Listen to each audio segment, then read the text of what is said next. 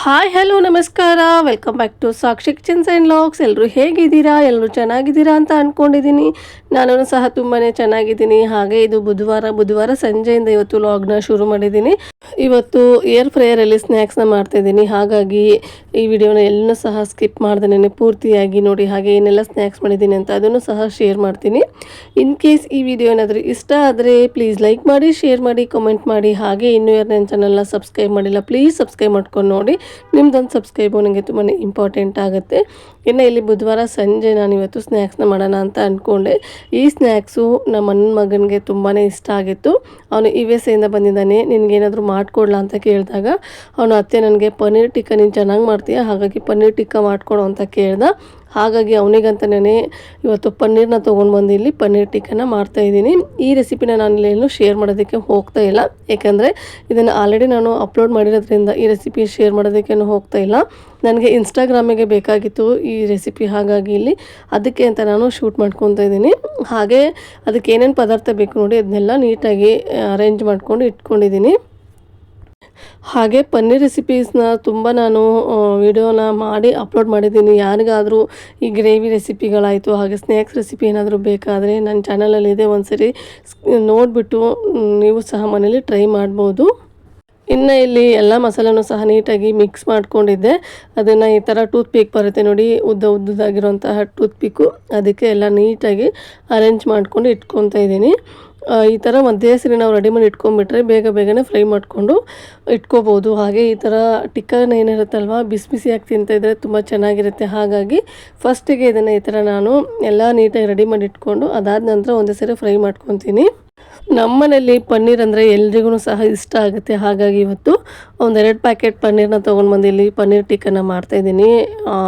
ಅವನಿಗೂ ತಿಂದಂಗೆ ಆಗುತ್ತೆ. ಹಾಗೆ ನಾವು ಸಹ ತುಂಬ ದಿನವೇ ಆಗಿತ್ತು ತಿಂದಿರಲಿಲ್ಲ. ಇವತ್ತು ಎಲ್ಲರೂ ಒಟ್ಟಿಗೆ ಕೂತ್ಕೊಂಡು ಪನ್ನೀರ್ ಟಿಕ್ಕನ ಟೇಸ್ಟ್ ಮಾಡೋಣ ಅಂತ ಅಂದ್ಕೊಂಡು ಇಲ್ಲಿ ಎಲ್ರಿಗೂ ಎಷ್ಟು ಬೇಕು ನೋಡಿ ಅಷ್ಟು ಇಲ್ಲಿ ರೆಡಿ ಮಾಡಿ ಇಟ್ಕೊಂಡಿದ್ದೀನಿ. ಇದನ್ನು ಒಂದು ಕಡೆ ರೆಡಿ ಮಾಡಿ ಇಟ್ಕೊಂಡಿದ್ದಾಯಿತು. ಹಾಗೆ ಇನ್ನು ಹೊಸ ಹೇರ್ ಫ್ರೈಯರ್ ಅಂತಂದಿದ್ದೆ ಅಲ್ವಾ, ಅದರಲ್ಲಿ ಇವತ್ತು ಫಿಂಗರ್ ಚಿಪ್ಸು ಹಾಗೆ ಸ್ಮೈಲಿ ಫೇಸ್ ನೆಗೆಟ್ಸ್ ಏನು ಬರುತ್ತಲ್ವ ಅದನ್ನೆಲ್ಲ ಇಲ್ಲಿ ಫ್ರೈ ಮಾಡೋಣ ಅಂತ ಅಂದ್ಕೊಂಡು ಅದನ್ನು ಸಹ ರೆಡಿ ಮಾಡ್ಕೊತಾ ಇದ್ದೀನಿ. ನನಗೆ ಇದು ಆಪ್ರೇಟ್ ಮಾಡೋದು ಹೆಂಗಂತ ಗೊತ್ತಿರಲಿಲ್ಲ. ನಾನು ಸಹ ಯೂಟ್ಯೂಬಲ್ಲಿ ನೋಡಿಬಿಟ್ಟು ಇದನ್ನು ಆಪ್ರೇಟ್ ಮಾಡೋದನ್ನ ಕಲ್ತ್ಕೊಂಡಿದ್ದೀನಿ. ಅಂದರೆ ತೊಗೊಂಡು ಬರುವಾಗ ನಾವು ಅಂಗಡಿಯಲ್ಲಿ ಕೇಳಿದಾಗ ನೀವು ಯೂಟ್ಯೂಬಲ್ಲಿ ನೋಡಿಬಿಟ್ಟು ಇದನ್ನು ಆಪ್ರೇಟ್ ಮಾಡೋದು ಕಲ್ತ್ಕೋಬೋದು ಅಂತ ಹೇಳಿದರು. ಹಾಗಾಗಿ ನಾನು ಸಹ ಯೂಟ್ಯೂಬಲ್ಲಿ ನೋಡಿಬಿಟ್ಟೆ ಆಪ್ರೇಟ್ ಮಾಡಿದ್ದೀನಿ. ನಿಮಗೆ ನಾನು ಎಷ್ಟು ತಿಳ್ಕೊಂಡಿದ್ದೀನಿ ಅದರ ಥರ ನಾನು ಇಲ್ಲಿ ಹೇಳ್ಕೊತಾ ಇದ್ದೀನಿ. ಹಾಗೆ ನಾನು ಅವತ್ತು ಒಳಗಡೆ ಎಲ್ಲ ಯಾವ ಥರ ಇರುತ್ತೆ ಅಂತ ನಿಮಗೆ ತೋರಿಸಿರಲಿಲ್ಲ, ಇಲ್ಲಿ ತೋರಿಸ್ತಾ ಇದ್ದೀನಿ ನೋಡಿ. ಈ ಥರ ಒಂದು ಬಾಕ್ಸ್ ಥರ ಕೊಟ್ಟಿರ್ತಾರೆ, ಅದರೊಳಗಡೆ ಎರಡು ಕೇಕ್ ಟ್ರೇ ಏನು ಬರುತ್ತಲ್ವ ಅದನ್ನು ಕೊಟ್ಟಿರ್ತಾರೆ. ಅದೇನೋ ಸಿಲಿಕಾನ್ದಂತೆ, ಅದನ್ನು ನಾನು ಯೂಸ್ ಮಾಡೋದು ಬೇಡ ಅಂತ ಅದನ್ನ ಯೂಸ್ ಮಾಡೋದಕ್ಕೇನು ಹೋಗಿಲ್ಲ ಇವಾಗ. ಹಾಗೆ ಕೆಳಗಡೆ ಒಂದು ಏನು ಪಾತ್ರೆ ಥರ ಇದೆ ಅಲ್ವಾ, ಅದಕ್ಕೆ ಟ್ರೇನು ಸಹ ಕೊಟ್ಟಿರ್ತಾರೆ. ಇಲ್ಲಿ ಫಿಂಗರ್ ಚಿಪ್ಸ್ನ ನಾನು ನೀಟಾಗಿ ಅದ್ರ ಮೇಲೆ ಅರೇಂಜ್ ಮಾಡ್ಕೊತಾ ಇದ್ದೀನಿ. ನೋಡ್ತಾ ಇರ್ಬೋದು ನೀವು ಇಲ್ಲಿ ಒಂದೇ ಸರಿಗೆ ಎಲ್ಲ ಫಿಂಗರ್ ಚಿಪ್ಸ್ನ ಸಹ ನೀವು ಹಾಕಿ ಫ್ರೈ ಮಾಡ್ಬೋದು. ನನಗೆ ಇಲ್ಲಿ ಬರೀ ಸ್ನ್ಯಾಕ್ಸಿಗೆ ಎಷ್ಟು ಬೇಕು ನೋಡಿ ಅಷ್ಟು ಮಾತ್ರ ಇಲ್ಲಿ ಹಾಕ್ಕೊತಾ ಇದ್ದೀನಿ. ಈ ಥರ ನೀಟಾಗಿ ಹಾಕ್ಕೊಂಡು ಅದಕ್ಕೆ ಮೇಲ್ಗಡೆ ಈ ಥರ ಆಯಿಲ್ ಸ್ಪ್ರೇ ಬಾಟಲ್ನಿಂದ ಸ್ಪ್ರೇ ಮಾಡ್ಕೋಬೇಕಾಗುತ್ತೆ. ಜಾಸ್ತಿ ಏನು ಸ್ಪ್ರೇ ಮಾಡ್ಕೊಳ್ಳೋ ಅಗತ್ಯತೆ ಇರೋದಿಲ್ಲ. ನೋಡ್ತಾ ಇರ್ಬೋದು ನೀವು ಇಲ್ಲಿ ನಾನು ಎಷ್ಟು ಸ್ಪ್ರೇ ಮಾಡ್ಕೊಂಡಿದ್ದೀನಿ ಅಂತ. ಇಷ್ಟೇ ಆದರೆ ಸಾಕಾಗುತ್ತೆ. ಇನ್ನು ಮೇಲ್ಗಡೆ ಒಂದು ಸ್ವಲ್ಪ ಉಪ್ಪು ಹಾಗೆ ಖಾರದ ಪುಡಿನ ನಾನಿಲ್ಲಿ ಸೇರಿಸ್ಕೊತಾ ಇದ್ದೀನಿ. ಸೇರಿಸ್ಕೊಂಡು ನೀಟಾಗಿ ಮಿಕ್ಸ್ ಮಾಡ್ಕೋಬೇಕಾಗತ್ತೆ. ನಾವು ಇದೇ ಫ್ರೈನ ನಾವು ಎಣ್ಣೆಲಿ ಮಾಡ್ತೀವಿ ಅಂದರೆ ಸಿಕ್ಕಾಪಟ್ಟೆ ಎಣ್ಣೆ ಹೋಗುತ್ತೆ. ಹಾಗೆ ಡಯೆಟ್ ಮಾಡೋರಿಗೂ ಸಹ ಇದನ್ನು ಟೇಸ್ಟ್ ಮಾಡೋದಕ್ಕಂತೂ ಆಗೋದೇ ಇಲ್ಲ. ಹಾಗಾಗಿ ಈ ಥರ ಏರ್ ಫ್ರೈ ಒಂದು ಮನೇಲಿ ಇದ್ಬಿಟ್ರೆ ಆರಾಮಾಗಿ ಎಲ್ಲ ಡೀಪ್ ಫ್ರೈ ಐಟಮ್ನು ಸಹ ನಾವು ಏರ್ ಫ್ರೈನ ಮಾಡ್ಕೋಬೋದು. ಇನ್ನು ಇಲ್ಲಿ ನೀಟಾಗಿ ಇದನ್ನು ಮಿಕ್ಸ್ ಮಾಡಿಕೊಂಡು ಇದೇನು ನಾನು ತೊಗೊಂಡಿದ್ದೀನಲ್ವ ಟ್ರೇ ಅದನ್ನು ನೀಟಾಗಿ ಅರೇಂಜ್ ಮಾಡ್ಕೊತಾ ಇದ್ದೀನಿ. ಹಾಗೆ ಇದು ಆಪ್ರೇಟ್ ಮಾಡೋದು ಸಹ ತುಂಬಾ ಸುಲಭ. ಫಸ್ಟು ಸ್ವಿಚ್ ಆನ್ ಮಾಡಿಕೊಂಡು ಅದಾದ ನಂತರ ಅಲ್ಲೆಲ್ಲ ನಮಗೆ ಪಿಕ್ಚರ್ಸ್ ಬರ್ತಾ ಇರುತ್ತೆ. ಇವಾಗ ನೀವು ಕ್ಲಿಕ್ ಆಗ್ತಾಯಿದೆ ನೋಡ್ತಾ ಇರ್ಬೋದು, ಅದು ಫಿಂಗರ್ ಚಿಪ್ಸ್ ಮಾಡೋವಂತಹ ಪಿಕ್ಚರ್ ಇರುತ್ತೆ ಅದರ ಮೇಲೆ. ಹಾಗೆ ನೀವೇನಾದರೂ ಚಿಕನ್ ತಂದೂರಿ ಮಾಡ್ತಾಯಿದ್ರೆ ಚಿಕನ್ ತಂದೂರಿ ಪಿಕ್ಚರ್ ಇರುತ್ತೆ. ಹಾಗೇನಾದರೂ ವೆಜಿಟೇಬಲ್ಸ್ ಏನಾದರೂ ನೀವು ಫ್ರೈ ಮಾಡ್ತಾಯಿದ್ರೆ ಅದ್ರದ್ದು ಸಹ ಪಿಕ್ಚರ್ಸ್ ಇರುತ್ತೆ. ನೀವು ಬರೀ ನಾವು ಯಾವುದು ಬೇಕು ನೋಡಿ ಅದರ ಮೇಲೆ ನಾವು ಕ್ಲಿಕ್ ಮಾಡಿಕೊಂಡು ಬಿಟ್ಬಿಟ್ರೆ ಅದಾಗದೇ ಟೈಮ್ ಸೆಟ್ಟಿಂಗ್ನ ಮಾಡ್ಕೊಳ್ಳುತ್ತೆ. ಅದಾಗದೇ ಎಷ್ಟು ಸೆಲ್ಸಿಯಸ್ ಡಿಗ್ರಿಯಲ್ಲಿ ಫ್ರೈ ಆಗಬೇಕು ನೋಡಿ ಅದೇ ಎಲ್ಲ ಆಟೋಮೆಟಿಕ್ಲಿ ರೆಡಿ ಮಾಡ್ಕೊಂಡು ಇಟ್ಕೊಂಡ್ಬಿಟ್ಟಿರುತ್ತೆ. ಬಟನ್ ಆನ್ ಮಾಡಿ ನಾವು ಏನು ಸೆಲೆಕ್ಟ್ ಮಾಡಬೇಕು ಅನ್ನೋದನ್ನು ನಮಗೆ ಬಿಟ್ಟಿರುತ್ತಾರೆ ಅಷ್ಟೇ. ನಾನಿಲ್ಲಿ ಫಿಂಗರ್ ಚಿಪ್ಸ್ ಏನು ಪಿಕ್ಚರ್ ಇತ್ತಲ್ವ ಅದನ್ನ ಕ್ಲಿಕ್ ಮಾಡಿ ಇಲ್ಲಿ ಆನ್ ಮಾಡಿ ಇಟ್ಟಿದ್ದೀನಿ. ಅದು ಕುಕ್ ಆಗೋದಕ್ಕೆ ಒಂದು 10 ನಿಮಿಷ ಅದು ತೋರಿಸ್ತಾ ಇತ್ತು. ಹಾಗಾಗಿ ಅದು ಕುಕ್ ಆಗೋಷ್ಟರಲ್ಲಿ ರೆಡಿ ಮಾಡಿ ಇಟ್ಕೊಂಡಿರೋಂತಹ ಪನ್ನೀರ್ ಟಿಕ್ಕ ಏನಿತ್ತಲ್ಲ ಅದನ್ನಾದ್ರೂ ರೋಸ್ಟ್ ಮಾಡ್ಕೊಳ್ಳೋಣ ಅಂತೇಳಿ ಅದನ್ನು ಸಹ ಮಾಡ್ಕೊತಾ ಇದ್ದೀನಿ. ಒಂದ್ಸರಿ ನೀವು ಈ ಥರ ಏರ್ ಫ್ರೈಯರ್ನ ತೊಗೊಂಡ್ಬಿಟ್ರೆ ಆರಾಮಾಗಿ ಈ ಥರ ಐಟಮ್ಸ್ ಎಲ್ಲ ಆಯಿಲ್ ಹಾಕ್ತಾನೆ ನಾವು ಮಕ್ಕಳಿಗೂ ಸಹ ಮಾಡಿಕೊಡ್ಬೋದು. ಹಾಗೆ ಡಯಟ್ ಮಾಡೋರಿಗೆ ಅಯ್ಯೋ ತಿನ್ನಬೇಕು ಅಂತ ಆಸೆ ಇರುತ್ತೆ, ಆದರೆ ಎಣ್ಣೆಯಲ್ಲಿ ಡೀಪ್ ಫ್ರೈ ಮಾಡಿರ್ತೀವಿ ಅನ್ನೋದೊಂದು ಇರುತ್ತೆ ಅಲ್ವಾ, ಅಂಥವರು ಈ ಥರ ಏರ್ ಫ್ರೈಯರಲ್ಲಿ ಮಾಡಿಕೊಂಡು ತಿನ್ಬೋದು. ಇದರಲ್ಲಿ ಬರೀ ಇದೇ ಅಲ್ಲ, ಈ ವೆಜಿಟೇಬಲ್ಸ್ನು ಸಹ ಕುಕ್ ಮಾಡ್ಕೋಬೋದು, ಹಾಗೆ ಕೇಕ್ನು ಸಹ ಮಾಡ್ಕೋಬೋದು. ಏನೇ ಒಂದು ಓವನಲ್ಲಿ ಎಲ್ಲ ಏನು ಮಾಡ್ತೀವಿ ನೋಡಿ ಅದೆಲ್ಲ ನೀವು ಈ ಥರ ಏರ್ ಫ್ರೈಯರಲ್ಲಿ ಮಾಡ್ಕೊಂಬಿಡ್ಬೋದು. ಇನ್ನು ಇಲ್ಲಿ 10 ನಿಮಿಷ ಆಯಿತು, ಅದು ಆಫ್ ಅಂತ ತಾನೇ ಆಫ್ ಆಗಿಬಿಡುತ್ತೆ. ಅದು ಆಫ್ ಆದ ತಕ್ಷಣ ನಾವು ಬಟನ್ನ ಆಫ್ ಮಾಡಿ ತೋರಿಸ್ತಾ ಇದ್ದೀನಿ ನೋಡಿ ನಿಮಗೆ ಯಾವ ಥರ ರೆಡಿಯಾಗಿದೆ ಅಂತ ಹೇಳ್ಬಿಟ್ಟು. ನೋಡಿದ ತಕ್ಷಣವೇ ನನಗಂತೂ ತುಂಬಾ ಖುಷಿ ಆಗಿಬಿಡ್ತು. ತೊಗೊಂಡಿದ್ದು ಮಾತ್ರ ತುಂಬಾ ಯೂಸ್ಫುಲ್ ಆಗ್ತಾಯಿದೆ ನನಗೆ ಈ ಏರ್ ಫ್ರೈಯರು. ಯಾಕಂದರೆ ಮನೇಲಿ ಮಕ್ಕಳಿರೋದ್ರಿಂದ ಏನಾದರೂ ಸ್ನ್ಯಾಕ್ಸ್ ಬೇಕಾಗ್ತಾನೇ ಇರುತ್ತೆ. ಹಾಗೆ ದಿನಾಲೂ ನಾವು ಎಣ್ಣೆಲಿ ಕರೆದಿರುವಂತಹ ಐಟಮ್ಸ್ನ ಕೊಡೋದಕ್ಕೆ ಆಗೋದೇ ಇಲ್ಲ ಮಕ್ಕಳಿಗೆ. ಅಂಥ ಟೈಮಲ್ಲಿ ಈ ಥರ ಏರ್ ಫ್ರೈಯರ್ ಇದ್ದರೆ ಆರಾಮಾಗಿ ಮಕ್ಕಳಿಗೂ ಸಹ ನಾವು ಕೊಡ್ಬೋದು. ಇನ್ನು ಇಲ್ಲಿ ಫಿಂಗರ್ ಚಿಪ್ಸ್ನ ರೆಡಿ ಮಾಡಿದೆ ಅಲ್ವಾ, ಇದೇ ಥರನೇ ನಗೆಟ್ಸ್ ಏನಿತ್ತಲ್ವ ಸ್ಮೈಲಿ ಫೇಸಿಂದು ನಗೆಟ್ಸ್, ಅದನ್ನು ಸಹ ಸೇಮ್ ಪ್ರೊಸೀಜರಲ್ಲೇ ನಾನು ಏರ್ ಫ್ರೈ ಮಾಡ್ಕೊತಿದ್ದೀನಿ. ಇದನ್ನು ನೀಟಾಗಿ ಟ್ರೇಯಲ್ಲಿ ಅರೇಂಜ್ ಮಾಡ್ಕೊಂಡು ಇಟ್ಕೊಂಡು ಉಪ್ಪು ಖಾರ ಹಾಗೆ ಒಂದು ಸ್ವಲ್ಪ ಎಣ್ಣೆನ ಸ್ಪ್ರೇ ಮಾಡ್ತಾಯಿದ್ದೀನಿ. ನೀವು ನೋಡಿರ್ಬೋದು ನಾನು ಎಣ್ಣೆ ಎಷ್ಟು ಸ್ಪ್ರೇ ಮಾಡಿದ್ದೀನಿ ಅಂತ ಹೇಳ್ಬಿಟ್ಟು. ಅಷ್ಟೇ ಎಣ್ಣೆ ಸಾಕಾಗುತ್ತೆ ಇದಕ್ಕೂ ಸಹ. ಅದೆಲ್ಲ ಸ್ಪ್ರೇ ಮಾಡಿಕೊಂಡು ಹಾಗೆ ಇದನ್ನು ಫ್ರೀ ಹೀಟ್ ಏನು ಮಾಡುವಂತಹ ಅಗತ್ಯತೆ ಏನಿರಲ್ಲ. ಈ ಓವನ್ ಆದರೆ ಪ್ರೀ ಹೀಟ್ ಮಾಡ್ಕೋಬೇಕಾಗಿರುತ್ತೆ. ಏರ್ ಫ್ರೈಯರು ಪ್ರೀ ಹೀಟ್ ಏನು ಮಾಡೋವಂತಹ ಅಗತ್ಯತೆ ಏನಿರಲ್ಲ. ಹಾಗೆಯೇ ನಾವು ಡೈರೆಕ್ಟಾಗಿ ಇದನ್ನು ಏರ್ ಫ್ರೈ ಮಾಡೋದಕ್ಕೆ ರೆಡಿ ಮಾಡ್ಕೊಂಬಿಡ್ಬೋದು. ಇದಕ್ಕೂ ಸಹ ಉಪ್ಪು ಹಾಗೆ ಅಚ್ಕಾರದ ಪುಡಿನ ನೀಟಾಗಿ ಸ್ಪ್ರಿಂಕಲ್ ಮಾಡಿಕೊಂಡು ಇದನ್ನು ಸಹ ಅದೇ ಥರನೇ ರೆಡಿ ಮಾಡಿ ಇಡ್ತಾಯಿದ್ದೀನಿ.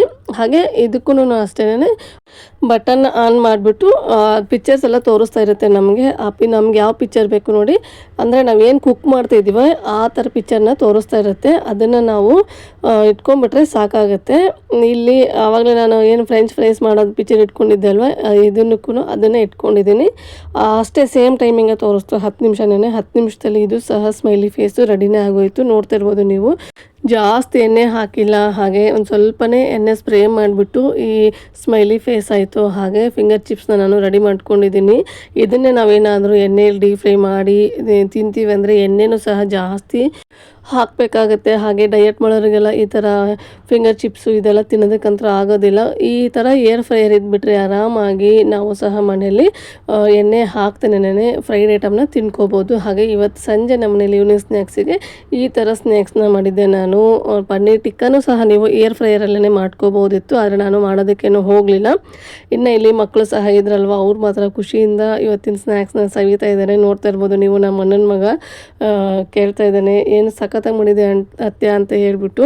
ಅವನಿಗೆ ಪನ್ನೀರ್ ಅಂದರೆ ತುಂಬಾ ಇಷ್ಟ. ಮಕ್ಕಳಿಗೆ ಹಾಗೆ ಅಲ್ವಾ, ಪನ್ನೀರ್ ಅಂದರೆ ಯಾರಿಗೆ ಇಷ್ಟ ಆಗಲ್ಲ ಹೇಳಿ. ಎಲ್ಲ ಮಕ್ಕಳಿಂದ ಹಿಡಿದು ದೊಡ್ಡವ್ರಿಗೂ ಸಹ ಪನ್ನೀರ್ ಇಷ್ಟ ಆಗುತ್ತೆ. ಇನ್ನೇನು ನಮ್ಮ ಅಣ್ಣಂಗೆ ಹೇಳ್ತಾ ಇದ್ದೆ ನಾನು, ನೋಡು ಇದೆಲ್ಲ ಏರ್ ಫ್ರೈಯರಲ್ಲೇ ಮಾಡಿರೋದು, ತುಂಬ ಚೆನ್ನಾಗಿ ಬಂದಿದೆ ಅಂತ ಹೇಳಿ. ಅವ್ನು ನಂಬ್ತಾನೆ ಇರಲಿಲ್ಲ.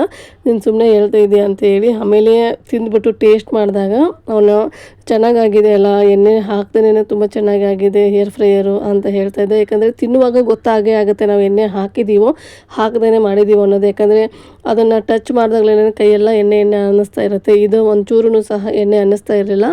ಹಾಗೆ ಟೇಸ್ಟ್ ಸಹ ಎಲ್ಲೂ ಸಹ ಡಿಫ್ರೆನ್ಸ್ ಅಂತ ಅನ್ನಿಸ್ತಾನೆ ಇರಲಿಲ್ಲ. ಎಣ್ಣೆಯಲ್ಲಿ ನಾವು ಯಾವ ಥರ ಡೀಪ್ ಫ್ರೈ ಮಾಡಿರ್ತೀವಿ ನೋಡಿ ಅದೇ ಥರನೇ ಇದು ಸಹ ಟೇಸ್ಟಿಯಾಗಿ ಬಂದಿತ್ತು. ನಾನು ಏರ್ ಫ್ರೈಯರ್ನ ತೊಗೊಳಕ್ಕೆ ಹೋದಾಗ ನನಗೊಂದು ಚಿಕ್ಕದಾಗಿ ಭಯ ಇತ್ತು. ಏನಂದರೆ ನಾನೇನು ತೊಗೊಂಡ್ಬಿಡ್ತೀನಿ, ಅದಾದಮೇಲೆ ನನಗೆ ಆಪ್ರೇಟ್ ಮಾಡೋದಕ್ಕೆ ಬರುತ್ತೋ ಇಲ್ವೋ ಗೊತ್ತಿಲ್ಲ. ಏನಪ್ಪ ಮಾಡೋದು, ತೊಗೊಂಡಿದ್ದನ್ನು ಯೂಸ್ ಮಾಡ್ತೀನೋ ಮಾಡಲ್ವೋ ಅದು ಗೊತ್ತಿಲ್ವಲ್ಲ, ತೊಗೊಳ್ಳೋ ಬೇಡವೋ ಅನ್ನೋದೊಂಥರ 2 ಮನಸ್ಸಿಂದ ನಾನು ಈ ಏರ್ ಫ್ರೈಯರ್ನ ತೊಗೊಂಡೆ. ಆದರೆ ಇವತ್ತು ಮಾತ್ರ ತೊಗೊಂಡಿದ್ದು ತುಂಬಾ ಒಳ್ಳೆಯದಾಯಿತು ಅನ್ನೋ ಥರ ಅನ್ನಿಸ್ತಾ ಇತ್ತು. ಯಾಕಂದರೆ ಅದನ್ನು ಯಾವ ಥರ ಆಪ್ರೇಟ್ ಮಾಡೋದು ಅಂತಲೂ ಸಹ ನನಗೆ ಗೊತ್ತಾಯಿತು. ಅದರಲ್ಲಿ ಏನೆಲ್ಲ ಸ್ನ್ಯಾಕ್ಸ್ನ ಮಾಡ್ಬೋದು ಅನ್ನೋದು ಸಹ ನನಗೆ ಗೊತ್ತಿರೋದ್ರಿಂದ ಆರಾಮಾಗಿ ಅದನ್ನು ಯೂಸ್ ಮಾಡ್ಕೋಬೋದು ಅಂತ ಅಂದ್ಕೊಂಡಿದ್ದೀನಿ. ನೀವು ಸಹ ಏನಾದರೂ ಏರ್ ಫ್ರೈಯರ್ ಬೇಕು ಅಂದರೆ ಆರಾಮಾಗಿ ತೊಗೋಬೋದು. ಆರಾಮಾಗಿ ಅದನ್ನ ಯೂಸ್ ಮಾಡೋದನ್ನು ಸಹ ತುಂಬಾ ಸುಲಭ. ಈ ಥರ ಏನಾದರೂ ಮಕ್ಕಳು ಸ್ನ್ಯಾಕ್ಸ್ ಕೇಳಿದಾಗ ದಿಢೀರನೇ ಮಾಡಿಕೊಡ್ಬೋದು. ಹಾಗೆ ಯಾವಾಗಲೂ ನಾವು ಎಣ್ಣೆಯಲ್ಲಿ ಕರೆದಿರುವಂತಹ ಪದಾರ್ಥನ ಕೊಡೋದು ಅಷ್ಟಾಗಿ ಸೇಫ್ ಅಲ್ಲ ನೋಡಿ. ಹಾಗಾಗಿ ಇನ್ನು ಇಲ್ಲಿ ಸಂಜೆ ಈವ್ನಿಂಗ್ ಸ್ನ್ಯಾಕ್ಸ್ನೆಲ್ಲ ಮುಗಿಸ್ಕೊಂಡಿದ್ದಾಯಿತು. ಹಾಗೆ ನೈಟು ಅಡುಗೆಯನ್ನು ಮಾಡೋ ಹಾಗಿರಲಿಲ್ಲ, ಒಂದು ಸ್ವಲ್ಪ ರೈಸ್ ಮಾಡ್ಕೋಬೇಕಾಗಿತ್ತು. ಇನ್ನು ಹಾಗೆ ಸ್ನ್ಯಾಕ್ಸ್ ಮಾಡಿರುವಂತಹ ಪಾತ್ರೆಗಳೆಲ್ಲ ಇತ್ತು, ಅದನ್ನು ಸಹ ನೀಟಾಗಿ ವಾಶ್ ಮಾಡಿ ಅನ್ನಕ್ಕೂ ಸಹ ನಾನು ಇಟ್ಬಿಟ್ಟು ಇವಾಗ ಇಲ್ಲಿ ಹೂ ಕಟ್ಟೋಣ ಅಂತ ಕೂತ್ಕೊಂಡಿದ್ದೀನಿ. ನನಗೇನಂದರೆ ನಾನು ಪೋಣಿಸಿ ಹಾರ ಮಾಡಿರೋಂತಹ ಹಾರನ ರಾಯರಿಗೆ ಹಾಕೋದಕ್ಕೆ ತುಂಬಾ ಇಷ್ಟ. ಹಾಗಾಗಿ ಇವತ್ತು ಹೇಗಿದ್ರು ಬಿಡಿದು ಕನಗ್ಲು ಹೂ ಸಿಕ್ಕಿತ್ತು, ಅದನ್ನು ಇಲ್ಲಿ ಹಾರ ಮಾಡಿ ಇಟ್ಕೊಳ್ಳೋಣ, ನಾಳೆ ಬೆಳಗ್ಗೆ ಪೂಜೆಗೆ ಹಾಕೋದಕ್ಕೆ ಚೆನ್ನಾಗಿ ಕಾಣಿಸುತ್ತಲ್ವ ಅಂತೇಳಿ ಇಲ್ಲಿ ಎಲ್ಲ ರೆಡಿ ಮಾಡ್ಕೊತಾ ಇದ್ದೀನಿ. ಇನ್ನು ರಾಯರಿಗೆ ಎಷ್ಟು ಹೂವು ಹಾಕಿದ್ರು ನೋಡೋದಕ್ಕೆ ತುಂಬ ಚೆನ್ನಾಗಿ ಕಾಣ್ತಾರೆ ಅಂತ ಹೇಳಿಬಿಟ್ಟು ಕಟ್ಟಿರೋದು ಮಲ್ಲಿಗೆ ಹೂವು ಹಾಗೆ ಕನಕಾಂಬರ ಹೂವನ್ನು ಸಹ ನಾನು ತೊಗೊಂಡು ಬಂದು ಇಟ್ಟಿದ್ದೀನಿ. ಯಾಕಂದರೆ ನನಗೆ ಕಟ್ಟೋದಕ್ಕೆ ಬರೋದಿಲ್ಲ ಹೂವು, ಹಾಗಾಗಿ ಅದನ್ನು ತೊಗೊಂಡು ಬಂದಿಟ್ಟು ಇಲ್ಲಿ ಬಿಡಿ ಹೂವು ಕನಗ್ಲು ಹೂವಿನತ್ತಲ್ವ ಅದನ್ನು ಇಲ್ಲಿ ಹಾರ ಮಾಡೋದಕ್ಕೆ ರೆಡಿ ಮಾಡ್ಕೊತಾ ಇದ್ದೀನಿ. ಅದ್ರ ಜೊತೆಗೆ ತುಳಸಿ ಹಾರನೂ ಸಹ ನಾನು ತೊಗೊಂಡು ಬಂದಿದ್ದೆ. ನೋಡೋದಕ್ಕೆ ಅಷ್ಟು ಚೆನ್ನಾಗೇನು ಕಾಣ್ತಾ ಇರಲಿಲ್ಲ, ತುಳಸಿ ಹಾರ ತುಂಬ ಬಿಡಿ ಬಿಡಿಯಾಗಿ ಕಟ್ಟಿದ್ರು. ಅದಕ್ಕೆ ಅರ್ಧದಷ್ಟು ತುಳಸಿ ಹಾರನ ಇಲ್ಲಿ ಕಟ್ ಮಾಡಿಕೊಂಡು ಕನಗ್ಲು ಹೂವು ಜೊತೆಗೆ ಸೇರಿಸ್ಬಿಟ್ಟು ಹಾರ ಮಾಡೋಣ. ನೋಡೋದಕ್ಕೂ ಸಹ ಚೆನ್ನಾಗಿ ಕಾಣಿಸುತ್ತೆ. ಹಾಗೆ ರಾಯರ ಪೂಜೆಗೆ ತುಳಸಿ ಇಲ್ಲ ಅಂದರೆ ಪೂಜೆ ಪೂರ್ಣ ಆಗೋದೇ ಇಲ್ಲ. ಹಾಗಾಗಿ ಎರಡನ್ನೂ ಸೇರಿಸಿ ಹಾರ ಮಾಡಿದರೆ ರಾಯರ ಫೋಟೋಕ್ಕೆ ಹಾಕಿದಾಗ ನೋಡೋದಕ್ಕೆ ತುಂಬ ಚೆನ್ನಾಗಿ ಕಾಣಿಸುತ್ತೆ ಅಂತ ಹೇಳಿ ಪೋಣಿಸ್ತಾ ಕೂತಿದ್ದೀನಿ. ಹಾಗೆ ನನಗೆ ಹೂ ಕಟ್ಟಬೇಕು ಅಂದರೆ ತುಂಬಾ ಇಷ್ಟ ಆಗುತ್ತೆ. ನಾನು ಎಷ್ಟೊಂದು ಸರಿ ಟ್ರೈ ಮಾಡಿಬಿಟ್ಟಿದ್ದೀನಿ, ಹೂ ಕಟ್ಟೋದಕ್ಕೆ ಬರ್ತಾಯಿಲ್ಲ ನನಗೆ. ಹೂ ಕಟ್ಟೋದಕ್ಕಂತೂ ಬರೋಲ್ಲ. ಈ ಥರ ಪೋಣಿಸಾದರೂ ರಾಯರಿಗೆ ಹಾಕೋಣ ಅಂತ ಹೇಳಿ ರೆಡಿ ಮಾಡ್ಕೊತಾ ಇದ್ದೀನಿ.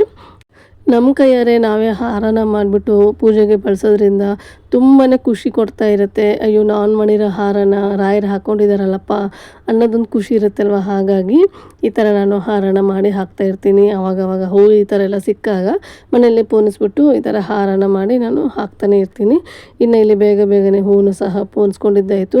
ರಾಯರಿಗೆ ಅಷ್ಟೇ ಅಲ್ಲ, ನಾನು ನಮ್ಮ ಮನೆಯಲ್ಲಿ ಲಕ್ಷ್ಮೀ ಫೋಟೋ ಇದೆಯಲ್ಲ ಆ ಫೋಟೋಗೂ ಹಾಗೆ ಕಳ್ಸಕ್ಕೂ ಸಹ ಇಲ್ಲಿ ಚಿಕ್ಕದಾಗಿ ಹೂವನ್ನ ಪೋಣಿಸಿ ರೆಡಿ ಮಾಡಿ ಇಟ್ಕೊಂಡಿದ್ದೀನಿ. ಇನ್ನು ಹೂವನ್ನು ಸಹ ನೀಟಾಗಿ ಪೋಣಿಸಿದ್ದಾಯಿತು. ಹಾಗೆ ಇದನ್ನು ನೀಟಾಗಿ ಒಂದು ಕವರ್ಗೆ ಹಾಕಿ ಎತ್ತಿಕೊಂಡು ಬಿಡ್ತೀನಿ. ಹಾಗೆ ಇವತ್ತಿನ ಲಾಗ್ನ ಇಲ್ಲಿಗೆ ಎಂಡ್ ಮಾಡ್ತಾಯಿದ್ದೀನಿ. ನಾನು ಮಾಡಿರೋಂತಹ ಲಾಗು ಹಾಗೆ ನಾನು ತೋರಿಸ್ಕೊಟ್ಟಿರೋಂತಹ ರೆಸಿಪಿಗಳೆಲ್ಲ ಯಾವ ಥರ ಇತ್ತು ಅನ್ನೋದನ್ನು ನನಗೆ ಕಾಮೆಂಟ್ ಮಾಡಿ ತಿಳಿಸಿ. ಹಾಗೆ ಇನ್ನೂ ಯಾರೆಲ್ಲ ನನ್ನ ಚಾನಲ್ನ ಸಬ್ಸ್ಕ್ರೈಬ್ ಮಾಡಿಲ್ಲ ಪ್ಲೀಸ್ ಸಬ್ಸ್ಕ್ರೈಬ್ ಮಾಡ್ಕೊಂಡು ನೋಡಿ. ಮತ್ತೆ ಸಿಗ್ತೀನಿ ಇನ್ನೊಂದು ವಿಡಿಯೋದಲ್ಲಿ. Thank you, bye.